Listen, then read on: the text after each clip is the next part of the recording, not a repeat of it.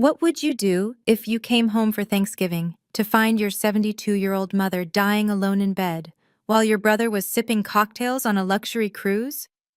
I faced exactly that nightmare last November. The house was dark, silent, and Mom was barely breathing on her deathbed, completely abandoned. The only sign of my brother Marcus?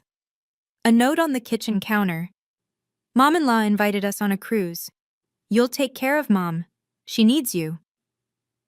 But when I rushed to Mom's side, ready to call 911, she opened one eye and whispered something that changed everything. Shall we begin? That's when I discovered the truth. My mother, a retired federal judge, hadn't been dying at all. She'd been documenting 5 years of my brother's neglect, waiting for the perfect moment to expose him. And she was protecting an $8.7 million inheritance he didn't even know existed.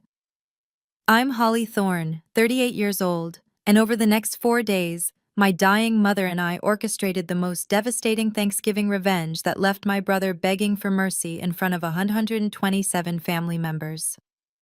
If you're watching this, please subscribe and let me know where you are watching from. The 3-hour drive from Boston to my childhood home in Wellesley had become a monthly ritual I couldn't escape. Every holiday for 15 years, same story. I handle Mom while Marcus handles his image. As I pulled into the driveway that November afternoon, I couldn't help but notice Marcus's BMW was missing. Again.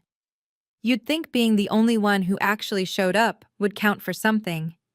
But at last year's Thanksgiving gathering, while I was cleaning Mom's kitchen after cooking for 12 relatives, Marcus stood in the living room accepting praise from our wealthy cousin, Robert Thorne.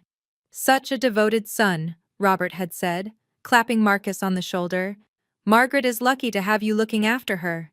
Marcus had actually smiled and replied, Family comes first, Uncle Robert, always has. Meanwhile, Diane, his wife, had cornered me by the dishwasher. Must be nice having so much free time, Holly. No husband, no kids at 38. No wonder you can pop over here whenever. She'd said it loud enough for everyone to hear, and the room had gone quiet for just a moment. That particular kind of silence that meant everyone agreed but was too polite to say so. The irony?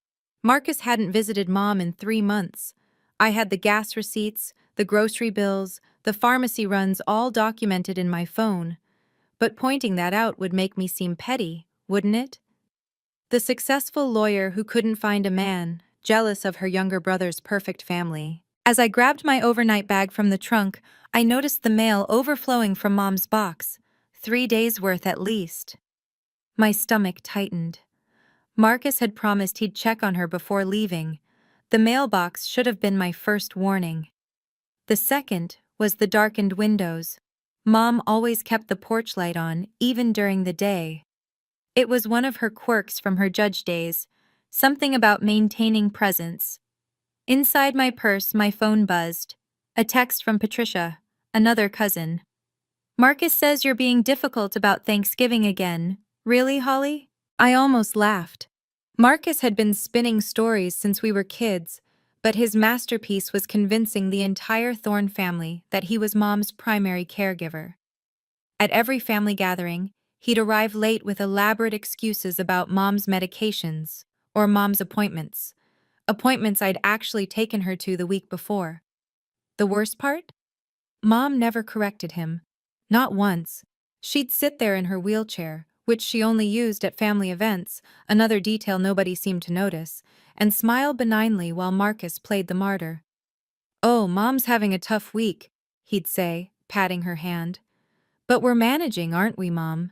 Last Christmas, he'd actually brought a PowerPoint presentation, I kid you not, showing his caregiving schedule, complete with color-coded charts. The family had been impressed. Robert Thorne had even mentioned putting Marcus in charge of the family's charitable foundation. We need more young men like you, he'd said. Men who understand duty. That same Christmas, I'd spent 4 hours in the ER with Mom after she'd had a dizzy spell. Marcus? He was in Vail, posting Instagram photos of his kids skiing. But according to his PowerPoint, he'd been coordinating Mom's care remotely. My key turned in the lock, and the door swung open to darkness. "Mom?" I called out. The house smelled wrong, stale, forgotten.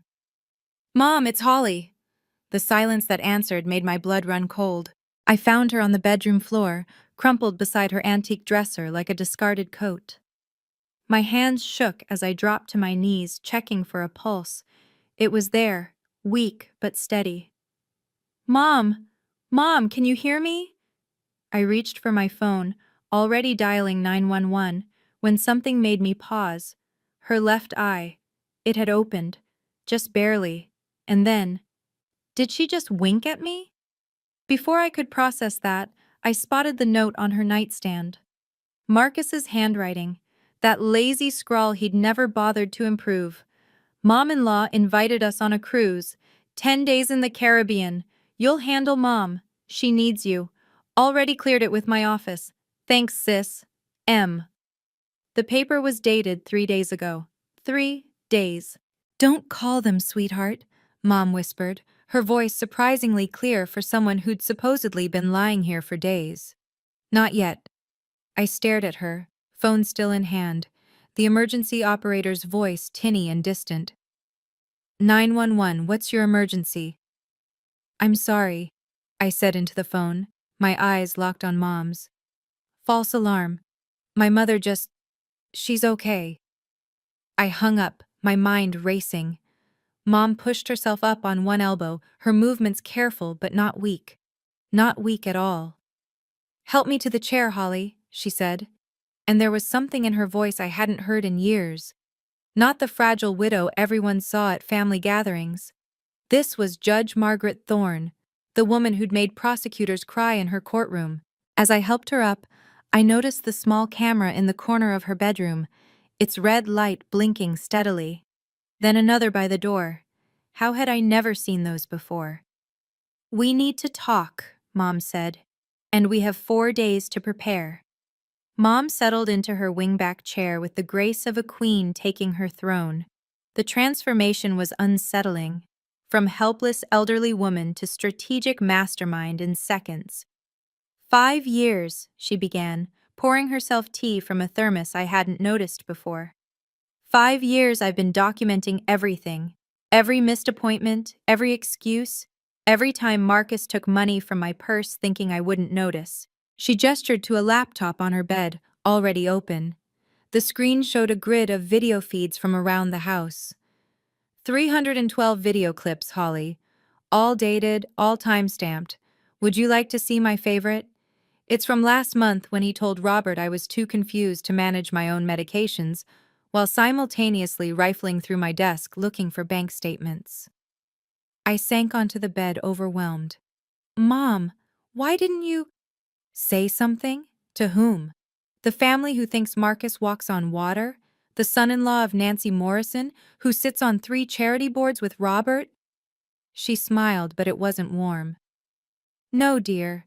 I needed him to hang himself publicly, and thanks to this cruise, he finally has." She pulled out a folder from beside her chair. Medical records from Mass General, each one stamped and dated. 47 documented instances where Marcus declined to take me to scheduled appointments. His signature on every refusal form. He never read what he was signing, just wanted the paperwork done quickly. "But Mom, this is—" I trailed off, looking at the evidence of years of neglect. "Exactly what I needed," she finished. "You see, Holly, your father's trust has very specific conditions about inheritance. Conditions Marcus never bothered to read, but you, my detail-oriented daughter, probably memorized years ago." $8.7 million, Mom said, watching my face carefully. "That's what your father left in trust with the Massachusetts Judicial Foundation." I nearly dropped the medical records I was holding. 8 point... Mom, what are you talking about? Dad's estate was settled years ago. The public estate, yes, but your father was smarter than that. She pulled out a document bearing the letterhead of Baker McKenzie Law Firm. This trust was separate, with one very specific condition. It can only be inherited by a family member who demonstrates, quote, "continuous familial responsibility for a minimum of 5 consecutive years." Any break in that pattern longer than 14 days disqualifies the heir permanently. My eyes scanned the document, dated 2019, witnessed by 3 senior partners. Marcus doesn't know about this? Marcus knows there's money? He's been hunting for it like a bloodhound. Why do you think he makes such a show at family gatherings? He's performing for an audience of one, me. Or so he thinks. Mom's smile was sharp. The annual family gathering is November 28th this year, 127 confirmed attendees at the Ritz-Carlton. Marcus has already RSVP'd. He never misses a chance to play the devoted son. And you want to? I want you to inherit what you've earned, Holly. But more than that, I want Marcus to understand that actions have consequences. In front of everyone who's enabled his fiction for years. She leaned forward. William Hartley. You remember Judge Hartley? He's been holding the original trust documents. He'll be at the gathering. The weight of what she was proposing settled on my shoulders. Mom, this could destroy him. No, dear, she corrected. Marcus destroyed himself. We're just going to document it. If you've ever been the responsible one while your siblings got all the credit, you'll understand what I felt in that moment.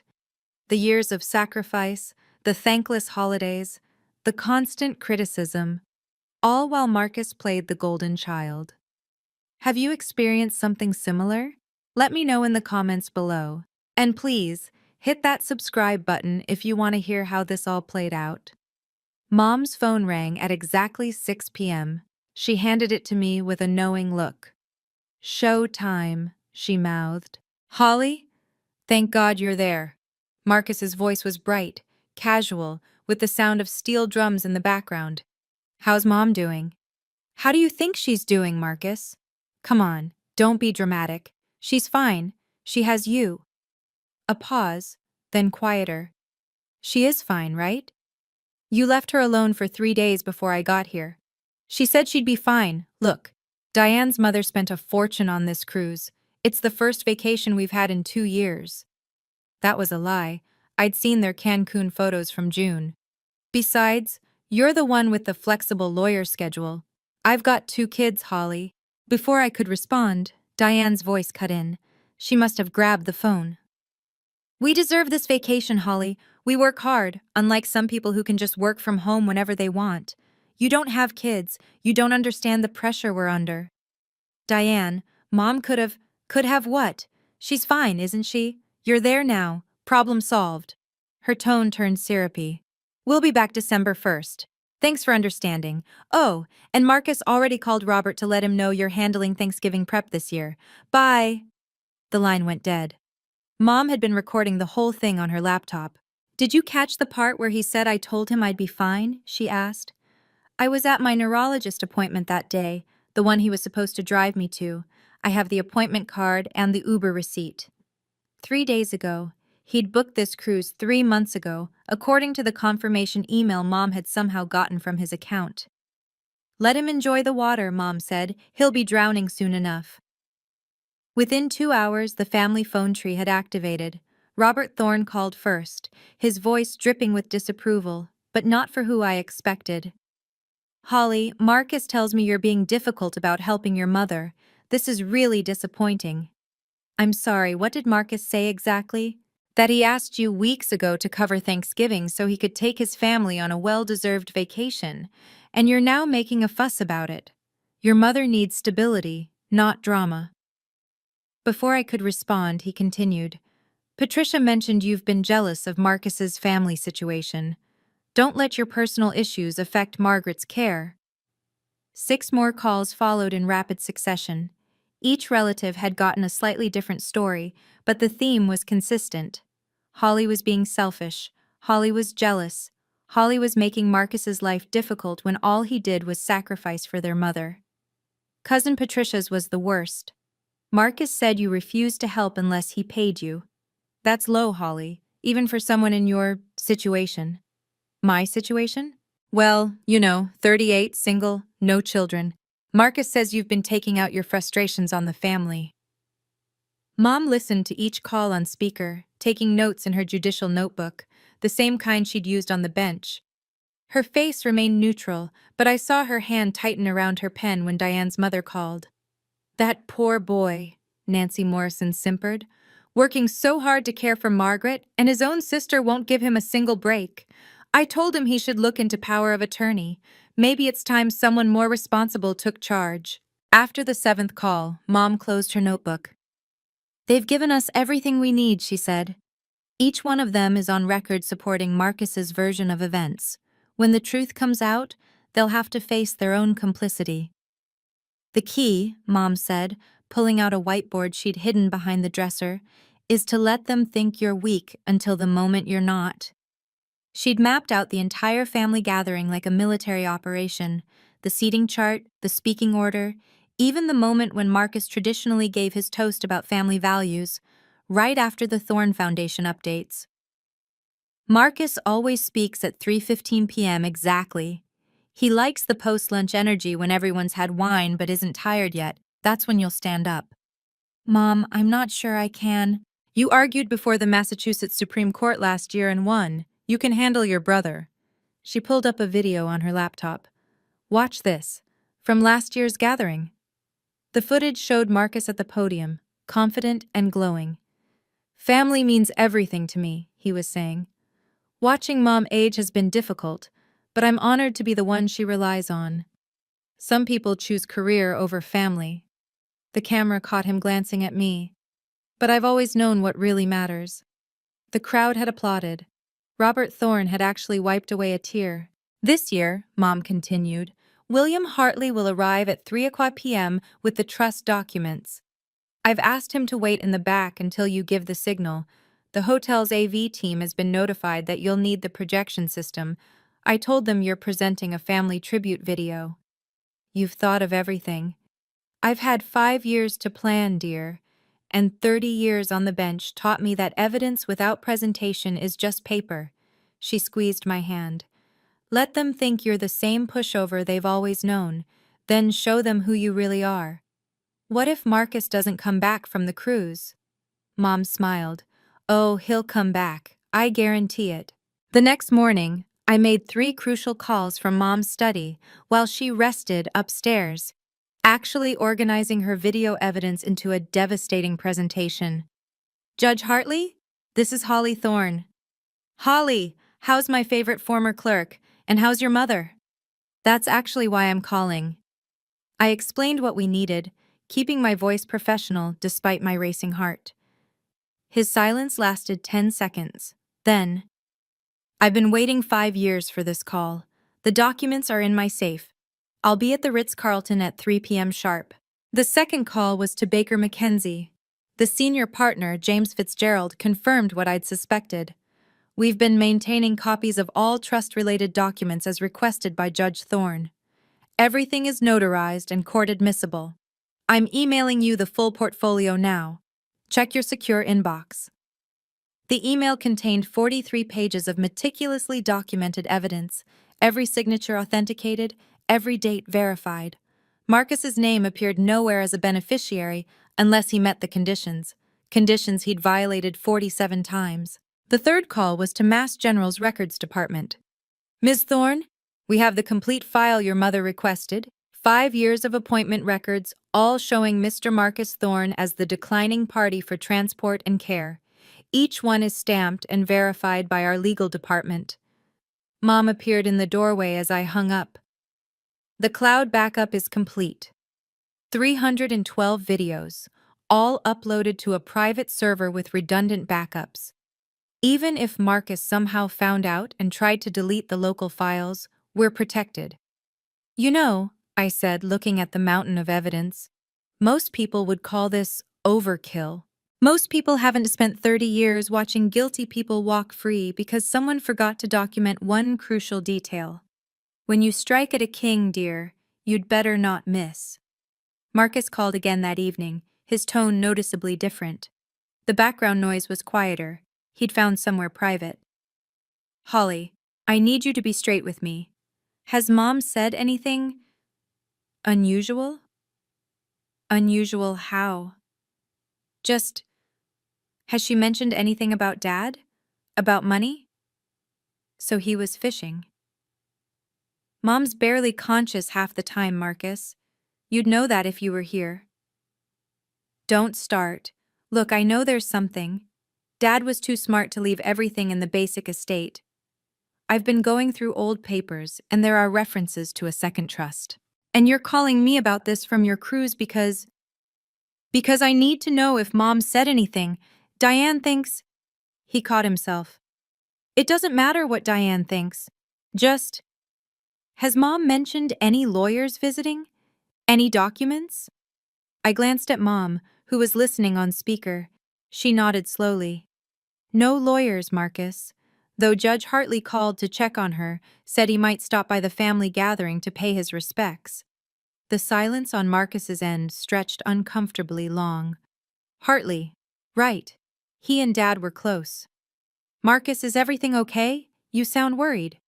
Just keep an eye on things, okay? And Holly? Don't sign anything. Don't let Mom sign anything. Not until I get back. I thought you trusted me to handle everything. I do. Diane wants to make sure everything is properly managed. You understand? After he hung up, Mom pulled up another video on her laptop. It was from 2 years ago. Marcus, in her study, photographing pages from her personal files while she was supposedly napping. He's been hunting for years, she said. Let him wonder what we know. Desperate people make mistakes. November 26th, 2 days before the gathering, Marcus burst through Mom's front door like a man on fire. He'd cut his cruise short by 4 days. Mom! He rushed past me in the hallway, arms full of expensive flowers and a Hermes scarf. I'm so sorry I left you. The performance was Oscar-worthy. He knelt beside her chair, tears actually forming in his eyes. When Holly told me how sick you were, I immediately booked a flight home. Diane understood. She said family comes first. Mom played her part perfectly, letting her hand shake as she reached for him. Marcus, you came back. Of course I did. I should never have left. He shot me a look over Mom's head. Holly should have called me sooner. Thank God I decided to check in. Within an hour, he'd posted on Facebook. Rushed home from vacation to be with Mom. Some things matter more than beaches and sunshine. Family is everything.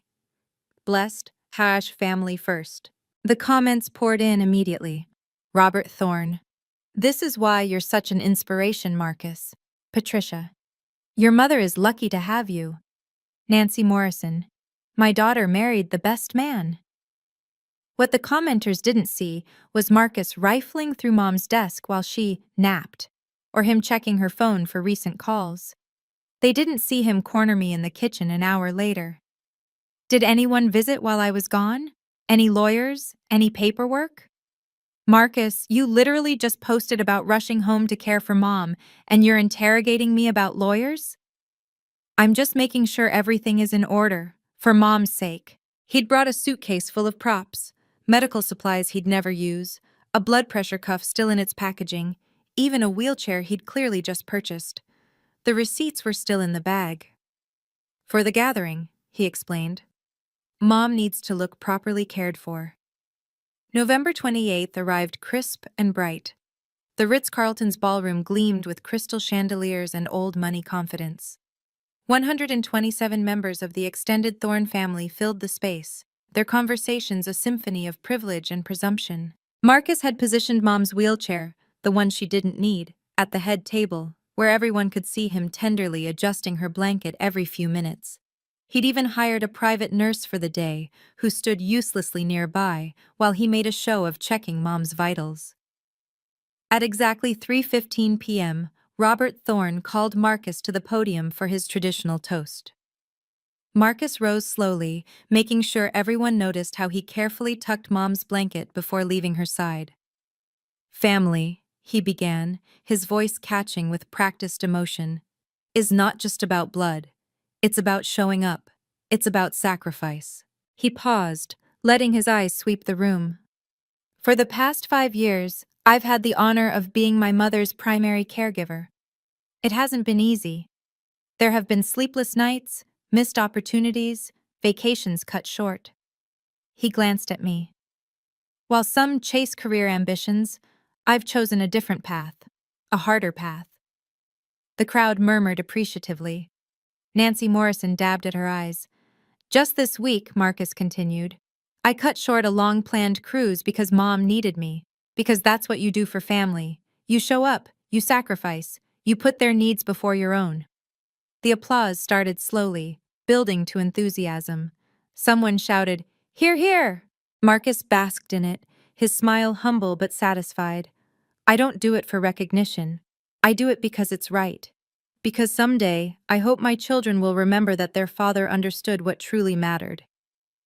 That's when I stood up, my laptop under my arm. I'd like to add something to Marcus's beautiful speech. Marcus's smile flickered but held. Of course, Holly, though I wasn't aware you'd prepared anything. I walked toward the podium, and he leaned into the microphone before I could reach it. My sister Holly has had a difficult time accepting my role as Mom's caregiver. As many of you know, she's 38, unmarried, no children. Sometimes people in that situation struggle with family dynamics. A few uncomfortable chuckles rippled through the crowd. Diane stood up from her seat, adding, Holly's always been career-focused. We don't judge her for it, but it does mean she doesn't understand the sacrifices parents make. That's right, Marcus continued, emboldened. While I've been bathing Mom, managing her medications, driving her to appointments, Holly appears once a month for a few hours. But we don't hold it against her. Not everyone is built for caregiving. Robert Thorne nodded approvingly. Marcus, your grace under pressure is admirable. Thank you, Uncle. Marcus's voice grew softer, more martyred. It's been especially hard this week. I had to abandon a cruise that Diane's mother generously gifted us, our first vacation in years, because Holly couldn't handle Mom alone for a few days. But that's what real family does. We show up, even when others won't. The nurse he'd hired looked confused, probably wondering why she'd been paid to stand around doing nothing while Marcus performed for the crowd. Holly, Marcus said, turning to me with false concern, maybe you should sit down. You look overwhelmed. I know public speaking isn't your strong suit. I reached the podium, setting my laptop on the side table. The AV team, as promised, had the projection screen ready. You're right, Marcus, I said calmly into the microphone. I should probably let the evidence speak for itself. This was it. The moment I'd been pushed too far. Standing in that ballroom with 127 relatives watching, being painted as the selfish sister while Marcus played saint. Every responsible family member knows this feeling. The gaslighting, the public humiliation, the rewritten history. If you've been there, drop a comment, and remember to subscribe, because what happened next changed our family forever. I have something to share about caregiving, I said, connecting my laptop to the projection system. The screen behind me flickered to life. About what it really looks like versus what people claim it looks like. Marcus's face had gone pale. Holly, this isn't the time. When is the time, Marcus? When you're on another cruise. I clicked to the first slide, a spreadsheet. This is 5 years of Mom's medical appointments, 412 scheduled visits to Mass General. Would anyone like to guess how many Marcus attended? The room had gone silent. Even the waitstaff had stopped moving. 7, I continued. He attended 7, and those were all in the first month of 2020, when he was trying to get Mom to add him to her main bank account. This is ridiculous. Marcus started toward me, but stopped when Judge William Hartley entered through the ballroom's main doors, a leather portfolio under his arm. Judge Hartley, I announced. Perfect timing. I was just about to show some video evidence. Marcus's eyes darted between me and Hartley. What videos? Mom, tell them this is insane.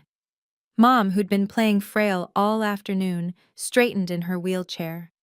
The blanket fell away, revealing a sharp business suit instead of the housecoat everyone expected. Actually, Marcus, Mom said, her voice carrying the authority of 3 decades on the bench, I think it's time everyone saw the truth. The screen changed to a grid of video feeds. These are from security cameras I installed in my home 5 years ago, I explained. After Marcus started telling everyone he was my primary caregiver while systematically neglecting me. Diane stood up, her face flushed. This is entrapment. You can't record people without their knowledge. Massachusetts is a two-party consent state for audio, I replied calmly. But these are video only, from my mother's own home, completely legal. Judge Hartley can confirm. The first video filled the screen. Date stamp, March 15, 2021, 3:47 p.m. Mom was on the floor by the stairs, calling for help. Marcus walked past her, stepped over her extended arm, and grabbed a beer from the kitchen. The audio was muted, but you could see Mom's mouth forming his name. Gasps rippled through the ballroom. Robert Thorne stood up, his face red. What is this? This, I said, is Marcus choosing a football game over helping his mother who had fallen. I clicked to the next video. October 8th, 2021.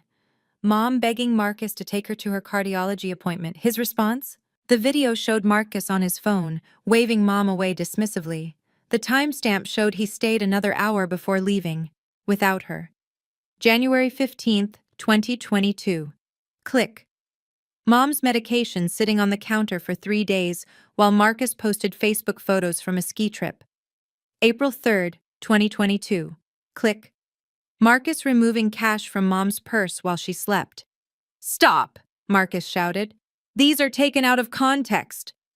Context? I pulled up a document. Here's context. 47 signed refusal forms where you declined to provide transportation for Mom's medical care. Your signature on every one. The crowd was murmuring now, voices rising. Nancy Morrison had sat down heavily, her face white. Diane was backing toward the exit. September 10th, 2023. I continued relentlessly. The day you told everyone you spent 8 hours caring for Mom. The video showed Marcus in Mom's house for exactly 12 minutes, long enough to take a selfie with her for Instagram and raid her refrigerator. Patricia gasped. But you said you posted that you were there all day. He lied, Mom said simply from her wheelchair. He's been lying for 5 years, and you all believed him over Holly, who actually showed up. Judge Hartley stepped forward, his presence commanding immediate attention. If I may address the family. He opened his portfolio, removing a sealed document. I've been the executor of Judge Thomas Thorne's secondary trust for 5 years. The terms were specific. The beneficiary must demonstrate continuous familial responsibility for a minimum of 5 consecutive years. Any gap longer than 14 days results in permanent disqualification. Marcus lunged forward. What trust? What are you talking about? The trust your father established through the Massachusetts Judicial Foundation, Hartley continued, worth approximately $8.7 million. The room erupted. Marcus's face went from red to white to green in seconds. As documented here, Hartley held up a thick folder. Marcus Thorne has been absent from his mother's care for a cumulative 1,247 days over the past 5 years. He is hereby disqualified from any claim to the trust. This is fraud, Marcus screamed. Holly manipulated Mom. She doctored those videos. The videos are authenticated by 3 separate digital forensics experts, I said, pulling up the certification documents. Every timestamp verified, every frame validated. Baker McKenzie has copies of everything. Mom stood up from her wheelchair, stood up completely on her own, and walked to the podium. The collective gasp from the room was audible. I've been documenting everything, she said clearly. Every lie, every absence, every stolen dollar. Holly has been my sole caregiver for 15 years, not 5. She just never asked for credit. Robert Thorne found his voice. Margaret, surely there's been some misunderstanding.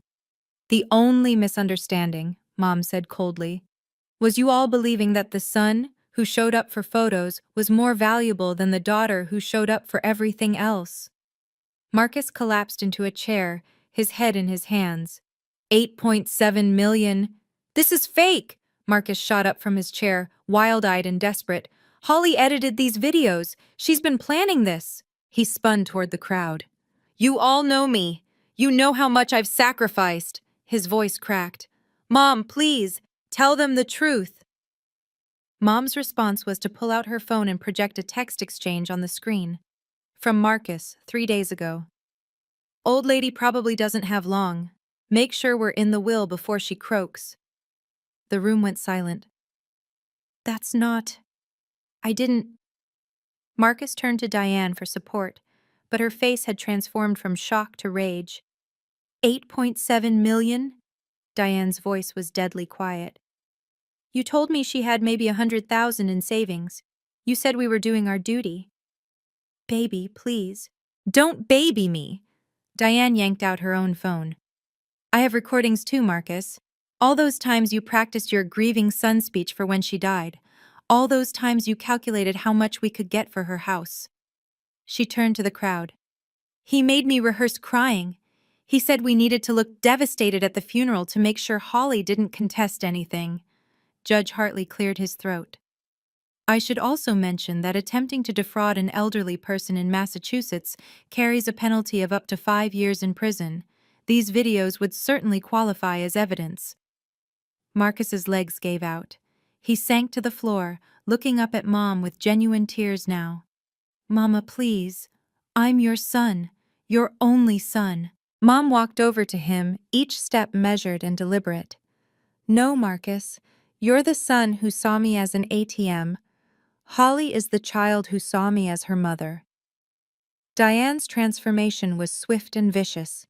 She pulled out her phone, scrolling through messages with the efficiency of a prosecutor. You want to see who Marcus really is? She connected her phone to the projection system with practiced ease. Let me show you our text messages from 2 years ago. The screen filled with Marcus's words. The old lady's loaded. Mom doesn't even know about Dad's other accounts. Once she's gone, we're set for life. Another text. Keep being nice to her at family things. Make Holly look bad. The worse Holly looks, the better we look. And another. Told Robert that Holly's been stealing from Mom. He bought it completely. Robert Thorne's face went purple. You told me Holly was embezzling?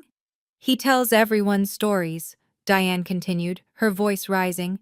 Last Christmas, while Holly was at the hospital with Margaret for 6 hours, Marcus was at a casino. He lost $3,000 and told me it was fine because Mom's money will cover it soon. She pulled up an audio file. This is from last month. Marcus's voice filled the ballroom. I figure the old bat has maybe 6 months left. We just need to keep Holly away and make sure we're the only ones there when she updates the will. I've already got Diane practicing her grieving daughter-in-law act. Nancy Morrison stood up, shaking. Diane, you knew about this? I found out the truth 3 weeks ago. Diane lied smoothly. I've been documenting everything since then. I was going to come forward today anyway. She wasn't, of course. But Diane had always been a survivor, and she knew a sinking ship when she saw one. I want a divorce, she announced, and I'll be seeking full custody based on Marcus's demonstrated lack of moral character. The family's reversal was swift and merciless. Robert Thorne, who'd been Marcus's biggest supporter, stood up with the authority of a man who controlled multiple trust funds. Marcus Thorne, he said, his voice carrying across the ballroom.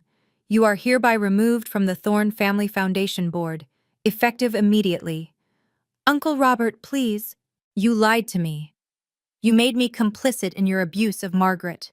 Robert's voice shook with rage. I defended you. I criticized Holly based on your lies. This is unconscionable. Patricia joined in. You told me Holly was jealous of your family, that she was trying to turn your mother against you. She was. She did. Marcus gestured wildly at me. This is all her manipulation. The only manipulation, said Cousin James, a Boston attorney, was yours. And frankly, I'm going to recommend the family pursue charges for elder abuse and fraud. One by one, board members who'd shaken Marcus's hand an hour ago now turned their backs. The symbolic gesture wasn't lost on anyone. Nancy Morrison, Diane's mother, approached Marcus with cold fury. You used my daughter. You used my family's name. We welcomed you into our circle and this is how you repay us? Nancy, You're done in Boston society, Marcus. I'll make sure of it. She pulled out her phone. I'm calling the country club right now to revoke your membership. It's under my sponsorship, after all. The dominoes kept falling. 6 different family members announced they were removing Marcus from their wills. The Thorne Foundation's lawyer stated he'd be investigating whether Marcus had misused any foundation funds. Even the hired nurse looked disgusted. Could someone escort Mr. Thorne out? Robert called to security. He's no longer welcome at family events. Over the next 24 hours, my phone became a battlefield of Marcus's desperation. 50 missed calls, 67 text messages, each one more pathetic than the last. Holly, please pick up. We're family. I have children. You're going to make your nephew and niece homeless? It was all Diane's idea. She pushed me into it. Mom poisoned you against me. I'll pay you back everything, with interest. Holly, I'm begging you, my life is falling apart. You've destroyed me. Are you happy now? Please, I'm your brother. Blood is thicker than water. The voicemails were worse. In one, he was sobbing. In another, screaming. By the 10th message, he'd cycled through denial, anger, bargaining, and depression, but never quite reached acceptance. Mom listened to one of them with me. Marcus's voice was broken, desperate. Mama, please. I made mistakes, but I'm your son, your only son. Holly's turned you against me. This isn't you. This is her. Please, Mama, I'll do better. I'll visit every day. I'll quit my job to take care of you. Just please don't do this to me. Notice, Mom said quietly, how it's still all about him. Not once has he actually apologized for neglecting me. Not once has he acknowledged what Holly has done. It's all about what's being done to him. She was right.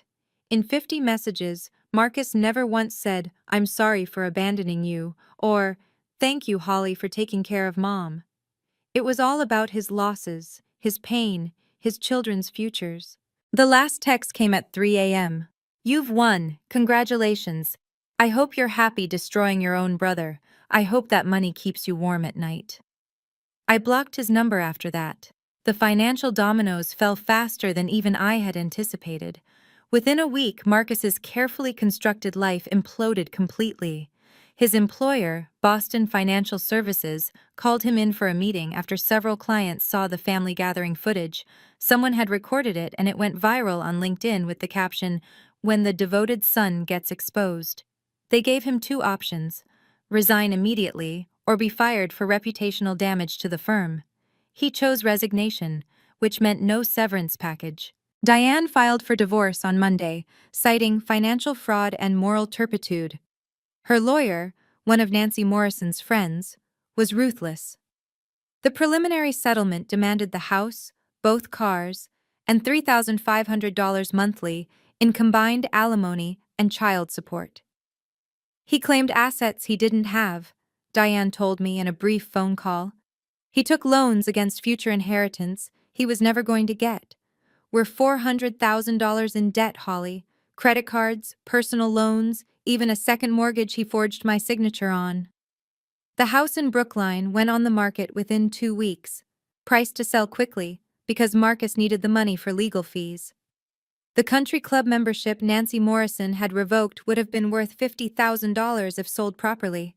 Instead, it was gone with no compensation. His BMW was repossessed when it turned out he'd been hiding 3 months of missed payments. The boat he'd bought last summer, telling everyone Mom had given him the money, was seized by the marina for unpaid dock fees. By December 15th, Marcus Thorne, who'd spent 5 years playing the devoted son and successful family man, was living in a studio apartment in Revere, working part-time at a car rental agency, and begging former colleagues for references they wouldn't provide. Reputation in Boston is everything, Robert Thorne had said. He was right. 3 weeks after the gathering, I was formally elected to the Thorne Family Foundation board, unanimously, with 1 abstention. Marcus's empty seat. Holly, Robert Thorne said after the vote, I owe you an apology. We all do. We saw what we wanted to see, believed what was easier to believe. You deserved better from this family. The apology was public, recorded in the minutes, and accompanied by something even more meaningful: respect. Mom and I had grown closer than ever. Without the performance of frailty, she was vibrant again, teaching seminars at Harvard Law, writing her memoirs, even taking a weekly spin class. We had lunch every Tuesday, dinner every Sunday, not because I had to, but because I wanted to. You know what the best part is? Mom said one evening, pouring us wine in her study. I don't have to pretend anymore. Not to be weaker than I am, not to be fooled by Marcus, not to doubt what I saw with my own eyes. The trust money was transferred in January. 8.7 million, managed responsibly, would fund not just my future, but a new foundation Mom and I created together. The Invisible Caregivers Fund, providing respite and support for family members who actually show up. At the first board meeting I attended, Patricia pulled me aside. Holly, I'm ashamed of how I treated you. You were doing everything right, and we punished you for it. You didn't know, I said. But we should have. We should have looked closer, asked questions, noticed who was really there. She paused. My mother is getting older.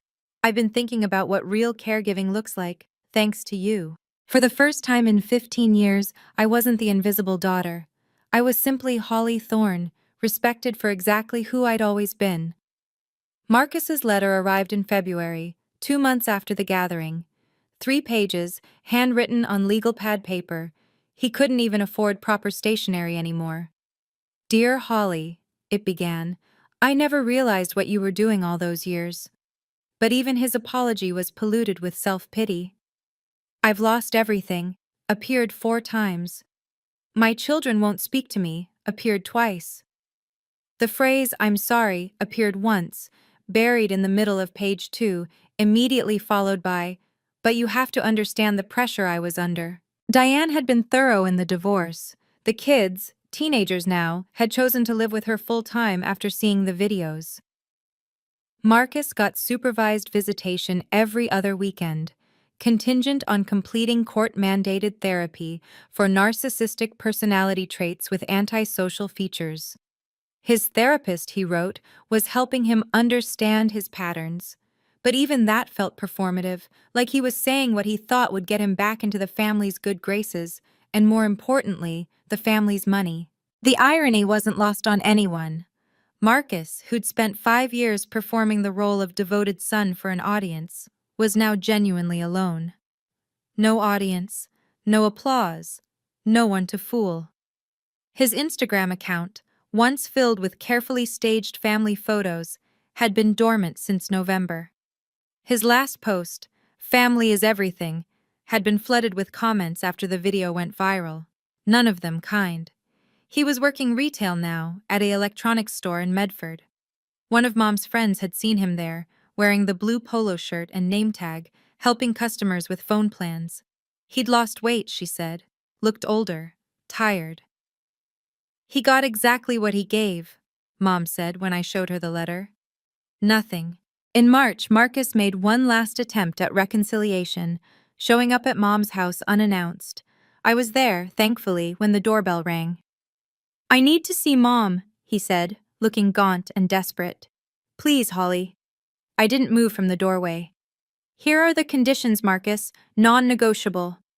I pulled out my phone, reading from the notes I'd prepared months ago, knowing this day would come. 1. You will never ask for money. Not from me, not from Mom, not through any third party. Any request for financial assistance ends all contact permanently. 2. You may see Mom once a month, for 1 hour, supervised by me or a professional caregiver. You'll schedule these visits 2 weeks in advance. 1 no-show or late arrival, and the visits end. 3. You'll provide proof of ongoing therapy every month. Not a note saying you went, actual documentation of consistent attendance and participation. Marcus's face cycled through emotions: anger, hurt, desperation, and finally, something like resignation. Those are harsh, Holly. Those are boundaries, Marcus. something I should have set 15 years ago. What if I can't afford therapy? There are free clinics. Your therapist can provide resources. I kept my voice steady, professional. These aren't punishments, Marcus. They're protections. For Mom, for me, and honestly, for you too. He stood there for a long moment, looking past me into the house where he'd grown up, where he'd taken so much and given so little. Can I at least see her today? Just for a few minutes? No, follow the process. Schedule a visit. Show up on time. Bring your therapy documentation. I started to close the door. The boundaries start now, Marcus. Respect them, or lose access entirely. That evening, Mom and I sat in her garden, watching the spring bulbs she'd planted finally bloom. She'd been quiet since Marcus's visit, and I could tell she was working through something. I failed him, she said finally. I created this monster. Mom, no! Let me finish. She turned to me, her judge's eyes clear and direct. I enabled Marcus for years. Every time he lied, I stayed quiet. Every time he took credit for your work, I let it happen. I told myself I was keeping the peace, but really, I was choosing the easy path. She pulled out a document from her folder. She always had a folder nearby these days. I've established a scholarship fund, the Margaret Thorne Caregivers Education Fund, full rides for children of family caregivers who've sacrificed their own education opportunities. Mom, that's wonderful. It's necessary. How many daughters like you are out there, Holly? How many sons, for that matter? Invisible, overworked, underappreciated, watching their siblings get praised for showing up once a year? She signed the document with her judicial pen. $2 million to start. I won't fail another, Holly. The fund would launch publicly next month, she explained. Part of the application would require documenting caregiving hours. Real documentation, not Facebook posts or staged photos. Marcus taught me something valuable, she continued. Sometimes the greatest act of love is refusing to enable someone's worst self. I spent so many years avoiding conflict that I forgot justice requires confrontation. She reached over and squeezed my hand. You taught me something too, that showing up isn't just about being present. It's about being present when it's hard, when there's no audience, when there's no reward except knowing you did the right thing. Diane's attempt to control the narrative backfired spectacularly. In April, she posted a lengthy Facebook essay titled "Surviving a Narcissist: My Story," trying to paint herself as Marcus's victim. Within hours, someone leaked the screenshots from the family gathering, the ones showing her texts encouraging Marcus to milk the old lady and make sure Holly gets nothing. The post went viral, but not in the way Diane intended. 47,000 shares in 3 days. The comments section became a masterclass in internet justice. So you knew he was neglecting his mother and said nothing? You literally coached him on how to cry at her future funeral. Seek help. This woman rehearsed grief.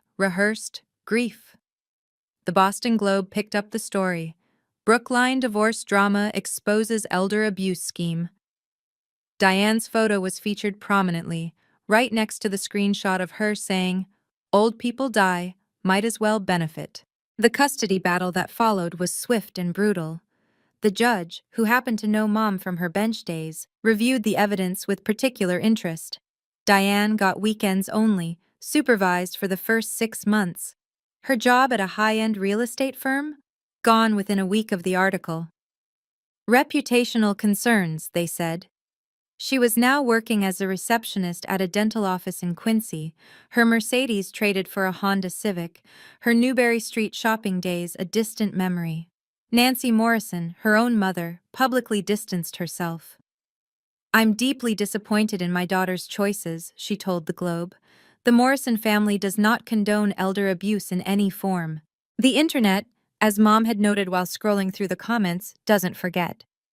Every job interview, every new relationship, every attempt to rebuild her image would be haunted by those screenshots, archived forever in the digital amber of public shame. Thanksgiving 2025 arrived with crisp November air and a completely different energy. 73 family members gathered at the Ritz-Carlton, notably fewer than the previous year, but the quality of company had vastly improved. I stood at the same podium where everything had changed a year ago. This time, no one questioned my right to be there. Family, I began, raising my glass, isn't about blood or obligation or performance. It's about showing up when the cameras aren't rolling, when there's no applause, when the only witness is your own conscience. The room was warm with genuine appreciation, not the performed emotion of previous years. Robert Thorne had personally apologized to me 3 separate times. Patricia now called weekly, actually listening instead of judging. This year, the Thorne Foundation is launching a new tradition, I continued. Instead of celebrating those who claim to sacrifice, we're honoring those who actually do. The caregivers, the supporters, the ones who show up without Instagram posts or Facebook announcements. Mom stood beside me, radiant in her strength. To those who show up, she said, raising her own glass, not those who show off. The toast rippled through the room. Marcus's name wasn't mentioned once. He'd become the family ghost, present only as a cautionary tale whispered to younger members about the danger of performance over presence. He wasn't invited, of course. His monthly visits with Mom had lasted exactly 2 sessions before he'd violated the boundaries, asking her to loan him money for rent. That was 6 months ago. We hadn't heard from him since. As the gathering continued, I realized something profound. This was what family was supposed to feel like. Not perfect, not without history, but honest, real, present. The invisible daughter had become the visible matriarch, not through manipulation or performance, but simply by being exactly who she'd always been. If this story resonated with you, please subscribe and share it with someone who needs to hear that it's okay to stand up to family manipulation. Drop a comment about your own experience with family boundaries. I read every single one. Remember, blood makes you related, but loyalty makes you family. What boundaries have you had to set? Let's discuss below.